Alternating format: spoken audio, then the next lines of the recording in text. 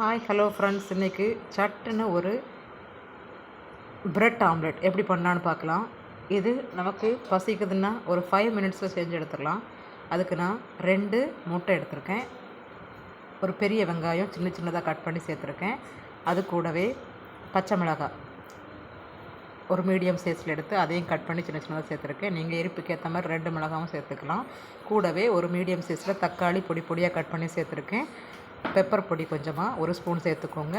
ஒரு 1/4 ஸ்பூன் மஞ்சள் போட்டு உப்பும் சேர்த்து நல்லா இதை அடித்து எடுத்துட போகிறோம். மிக்ஸ் பண்ணி நல்லா எடுத்துக்கோங்க. உப்பெல்லாம் கரையிற அளவுக்கு நல்லா அடித்து எடுத்துகிட்டு தோசைக்கல்ல சூடுபடுத்தி வச்சுருங்க.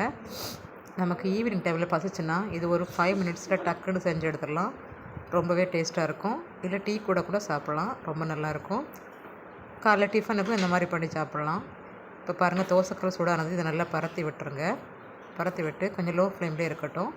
அந்த டைமில் இது நல்லா வேகும். தக்காளி, அந்த வெங்காயம், பச்சை மிளகாய்லாம் ரொம்ப நல்லா வெந்து வரும். அந்த ஸ்டேஜில் நம்ம 2 ப்ரெட் எடுத்து இந்த கார்னரில் ஒன்று, அந்த பக்கம் அந்த சைடில் ஒன்று வச்சு லைட்டாக வேக விட்டுருங்க. வெந்ததுக்கப்புறமா உங்களுக்கு எண்ணெய் தேவைன்னா மேலே லைட்டாக விட்டுக்கோங்க. நான் விடலை, இது நான்ஸ்டிக் தவா தான், எண்ணெய் எதுவும் சேர்க்கலை.